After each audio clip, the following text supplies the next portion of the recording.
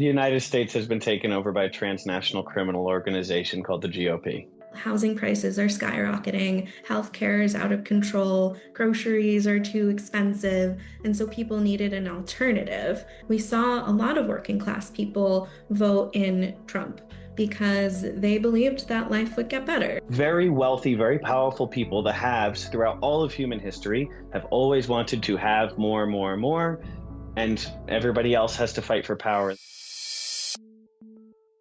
Bombings and kidnappings and ICE-related killings, courts issuing rulings the administration ignores, the Supreme Court simply going along. If you've been feeling that the crisis we're living in is way too big and the tools at our disposal way too small, well, if you've been feeling that way, this special episode is for you. My guests are going to lay out a different scenario. Yes, the federal government is captured, and the resident of the White House is running amok. Yes, worse could well be coming, but something else is happening too. One of my guests calls it the largest coordinated campaign of state-level opposition in modern American history.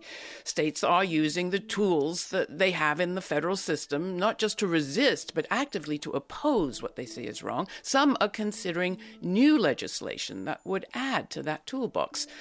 Organized people, meanwhile, are acting defiantly too, making clear demands, electing new, fresh leaders, and staying engaged in ways that could strengthen our democracy and our economy for all. What happens next is crucially important, and that depends largely on what people believe can be done. So let's get to it.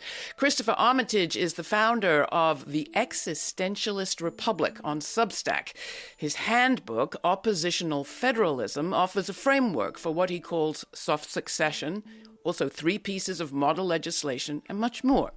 Sumathy Kumar is the executive director of Housing Justice for All and the New York State Tenant Bloc, former co-chair of the New York City Democratic Socialists of America chapter. Under her leadership, she saw 6 socialist legislators elected to the New York State Legislature, including Zohran Mamdani, who is now New York's mayor. Could this time of cruelty and turmoil also be when we build new models and mechanisms for a more resilient and accountable future? Well, just maybe. So let's go to it. The conversation is starting here. Welcome, both of you. It is my great pleasure to have you. I'm going to start with you, Chris. When you describe where we are to people, how do you describe it? The United States has been taken over by a transnational criminal organization called the GOP. Well, that's pretty straightforward. How about you, Sumathy? I think that's accurate. I think there are these two visions. Basically, a criminal organization that is stripping people of their wealth, of their dignity, and then a different vision of what life could be like if the government actually worked for people, if they'd actually put working class people first. The best example of that we're seeing is in New York City with the election of Zohran Mamdani. Well, you're alluding to the fact that this situation didn't just arrive overnight. How would you describe, Sumathy, some of the threads that took us to right here? So I think when we look at what happened in the 2024 presidential election, we saw a lot of working class people vote in Trump because they believed that life would get better, because for years, Democrats hadn't been delivering anything for people to actually make their costs go down. Meanwhile, housing prices are skyrocketing, healthcare is out of control, groceries are too expensive, and so people needed an alternative. And so that has been building for a long time. And we see it's actually really simple. To get out of this, we just need to be talking about what people are actually going through and giving them solutions that the government can do to make their lives better, to make costs go down, and to give people a dignified life. And to stand up for them. I mean, Chris, that comes to you. What would you add to that picture of how we got here? And how would you add your own story to that picture? You have an interesting background in former military. Yeah, absolutely. I served in the armed forces for almost a decade and was a federal law enforcement officer for all that time. My master's degree is in Homeland Security. And I see the work that I'm doing now as continuing that work of defending the Constitution. And there's no reason that pro-affordability, universal health care, universal child care, that these things aren't constitutional. To me, that's very originalist. You're helping people support their ability to pursue life, liberty, and happiness by making sure that we use every resource we can to give them the best life possible.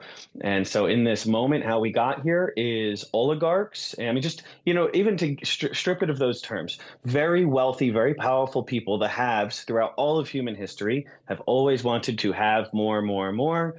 And everybody else has to fight for power. And that's part of the beauty of the American experiment is we were this first country that said we're going to work really hard to institute these incredible ideas of valuing human life and human dignity en masse and giving everybody keys to power rather than just a king. The Republicans represent a nihilism. The inherent philosophy that they promote is things can never get better. And so they're just, rats on the sinking ship. But what Mamdani represents is this shift from hope to commitment. We don't need hope. We need commitment. And so thanks for the work that you've done, Sumathy. For many, they hear the word secessionist, Chris, and they think of Southern strategies to defeat federal civil rights legislation. When you use the term, what are you referring to? And what is the history that goes beyond perhaps what many of us have remembered? Well, I want to start by saying I really appreciate this question because it's one of my favorite to answer. Because for so many Americans, secession means defending racism. States' rights means defending racism. But there is no reason that we should lose the greatest tool that our founders gave us for fighting back against authoritarianism, because states' rights can protect reproductive rights. It can make sure everybody has health care. States' rights can make sure that we have everything that we've been fighting for and struggling to win at the federal level. We can have that at the state level, and it doesn't have to be opposition, because at the federal level, there's a structural imbalance that makes it very easy to regress and very difficult to progress. But at the state level, you can get a hold of your state representatives. You can say, we want universal single-payer healthcare in this state. That can happen where you have the most influence, and that's locally. Exactly what Chris was saying. This is an opportunity in New York City to build some of that alternative, to build structures that give people the things that they need, even when the federal government is stepping away, and to work statewide to make sure that happens. New York is a very progressive state. We have the political power to do this if tenants and people across the state really push their elected officials to do it. And so we're hoping, one, we have a lot of billionaires in New York. They could be paying a lot more money in taxes. And if we did tax the rich in New York State, we would have money to fill the gaps around Medicaid cuts, to fill the gaps around housing, and all the other things that are food stamps, things that are getting cut right now. Mayor Mamdani, before he was mayor, when he was a state assemblyman, appeared on this program talking about his Not on Our Dime bill, which had to do with reining in charitable status benefits from businesses or charities that supported illegal settlements in the West Bank. You have a model of using state-level fiscal power and corporate benefit power in your toolkit, Chris. You want to lay out, especially the Corporate Benefit Accountability Act, which seems to get at a whole lot of sins with one piece of legislation. Absolutely. I'm very happy to talk about that. So originally I was reviewing the Montana plan, which many people are enthusiastic about, but the Montana plan is this act. It's originated in Montana, but other states like Minnesota are looking on promoting it. And it says if you incorporate in Montana, you can't contribute to political campaigns. That benefits ExxonMobil, who isn't incorporated in Montana, but hurts the local bakery. So I aimed to make something that could address overturning Citizens United at the state level. If you have the money to give to political action committees, then you do not need our tax dollars. And that is oppositional federalism, which is another level above soft secession, by saying we are going to actively work against the unjust laws that have been decided at the federal level.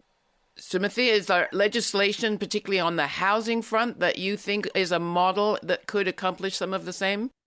In New York, we have a lot of tenant protections, and they give this stability for tenants that people everywhere need. So rent stabilization and rent control is like a model legislation that does give people basic stability, make sure that you can't get evicted for no reason.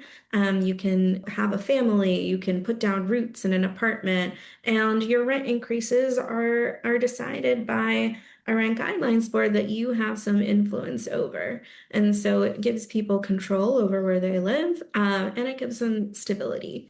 Another aspect of your model legislation, Chris, is this aspect that has to do with elections. That's the State Fiscal Sovereignty Act, which would give states a certain amount of power to withhold funds for the federal government. So sort of expand the model to withhold funds for the federal government if it doesn't obey election law. How would that work? So this law was actually proposed by Republicans in 3 different state legislatures during the Obama administration.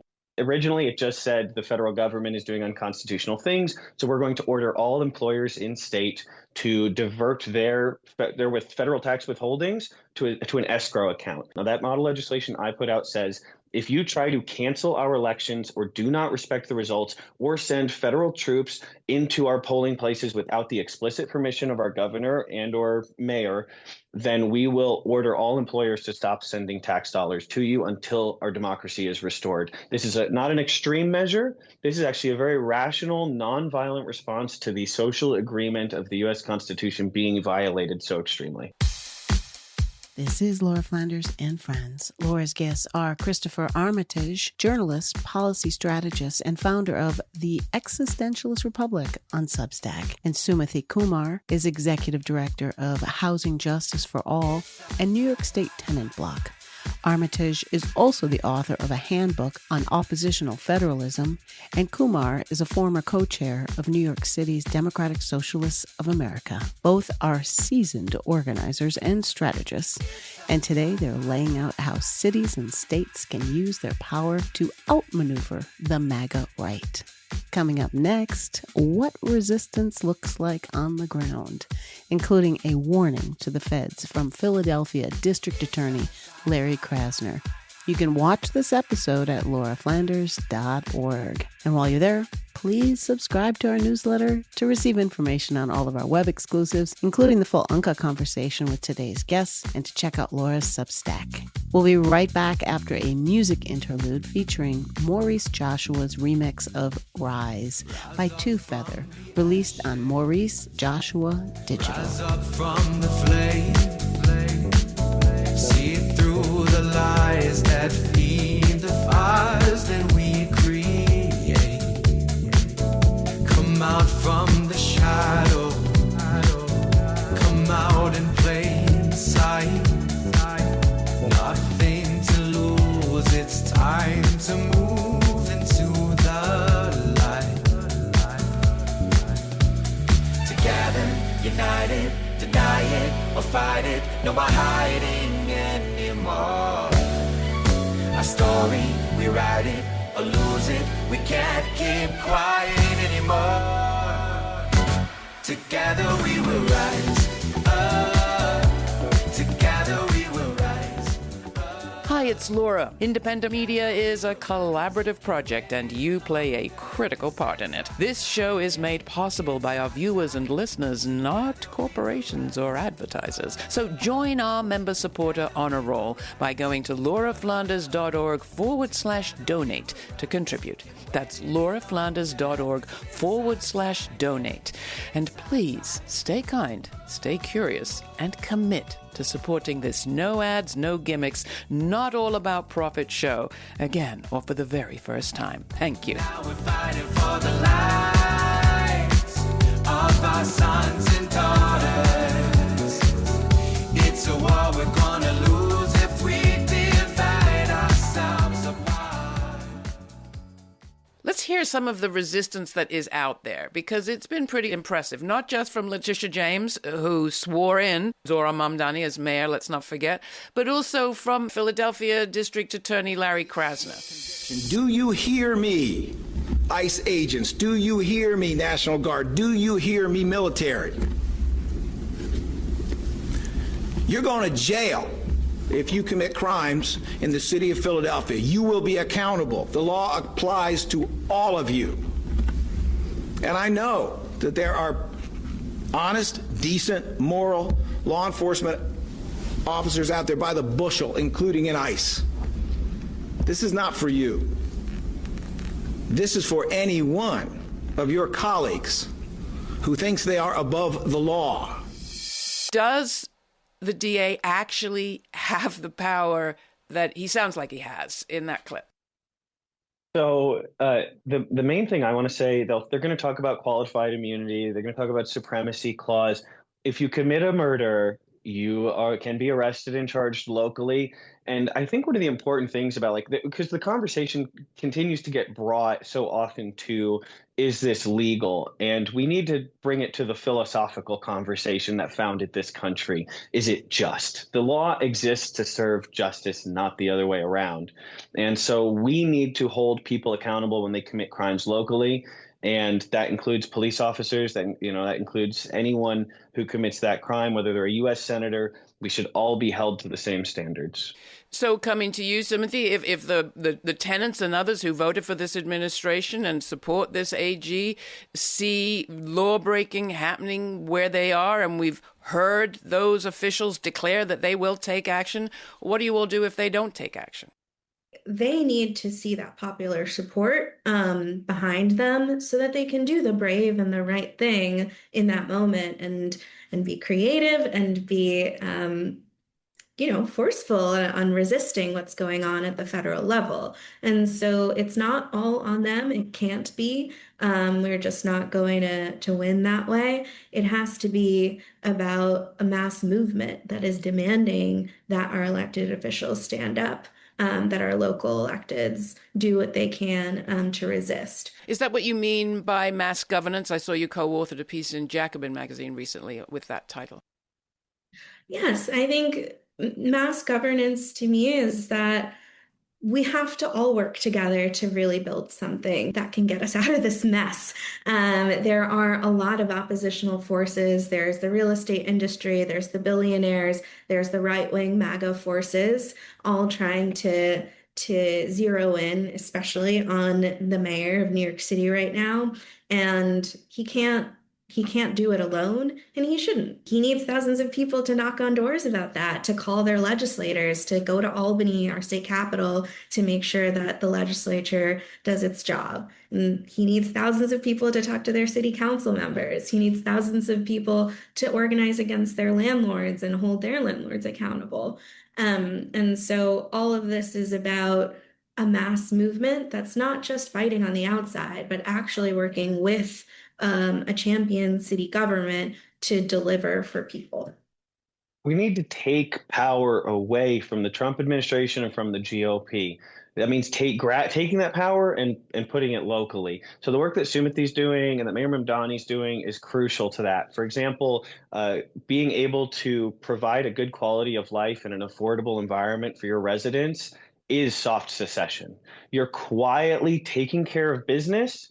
And if you disagree with something going on in the federal government, you ignore it until they make you do something about it. And so that strategy, it needs also, to again, exploit something that the right has succeeded in doing. We need to flood the zone with good policy that takes care of people.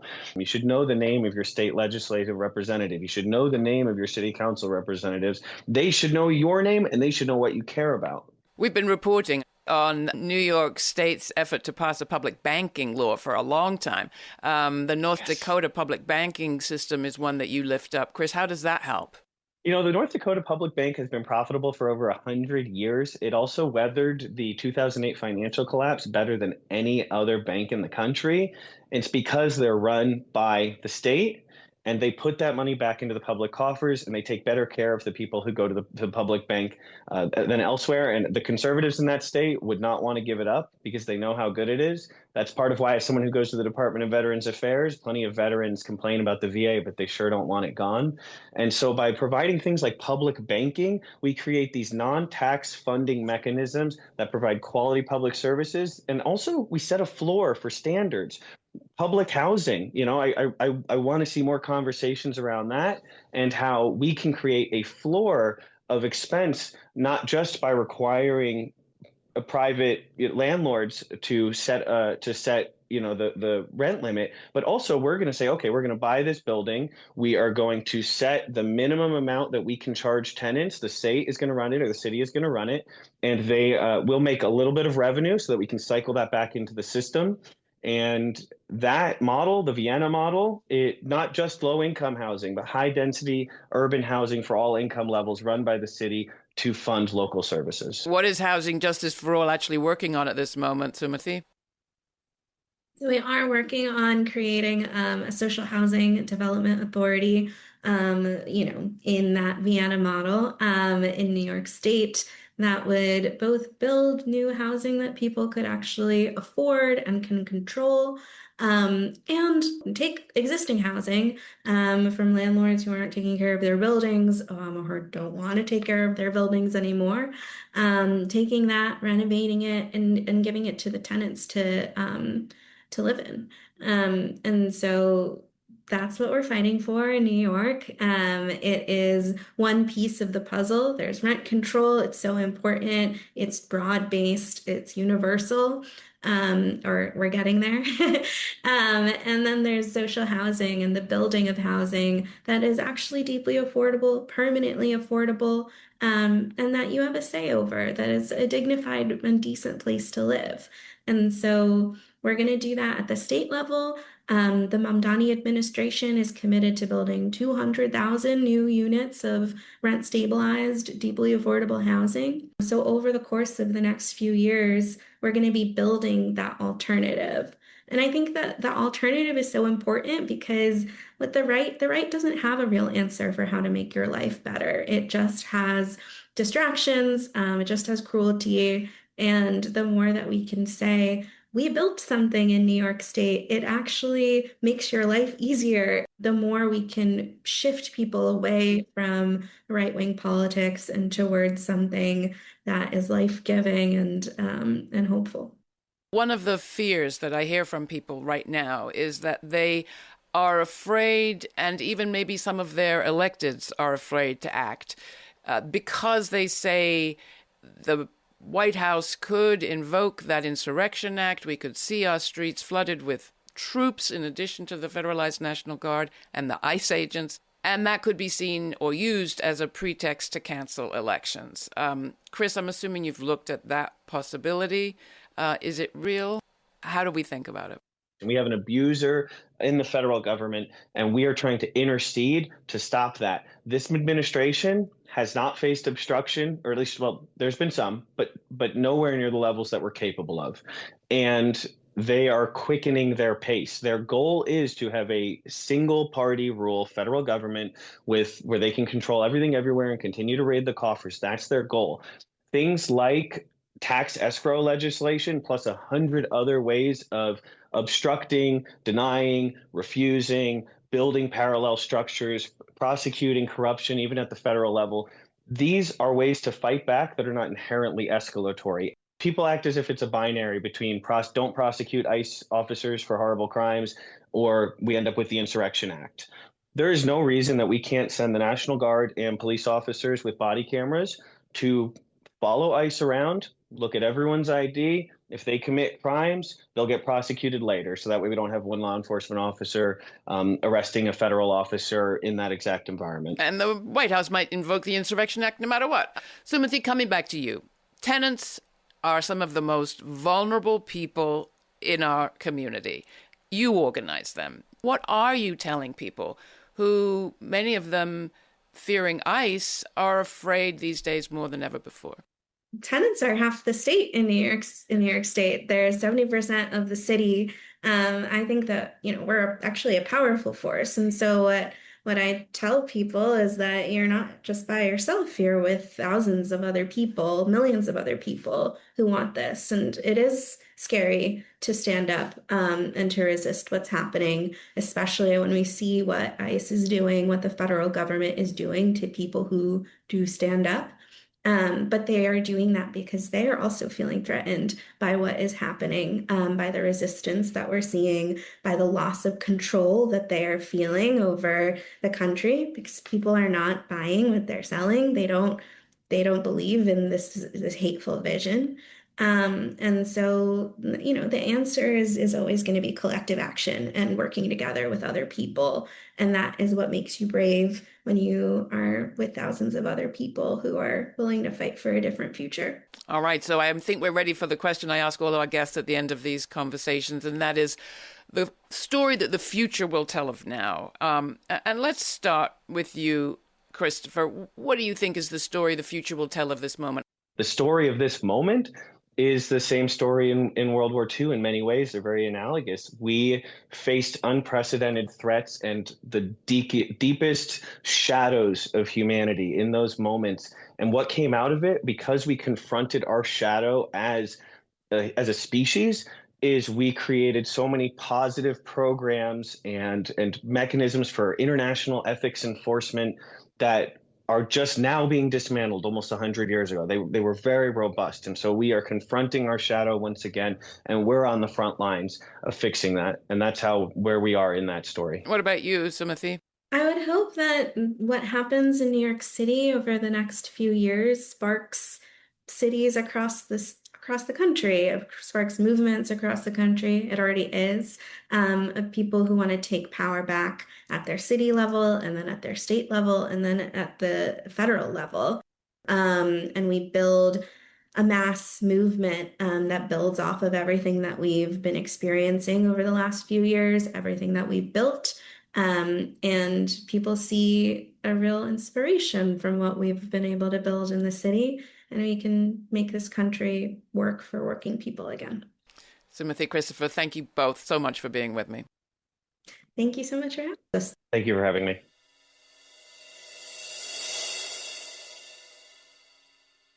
2026 is shaping up to be one of this country's better angel moments. I am sure of it.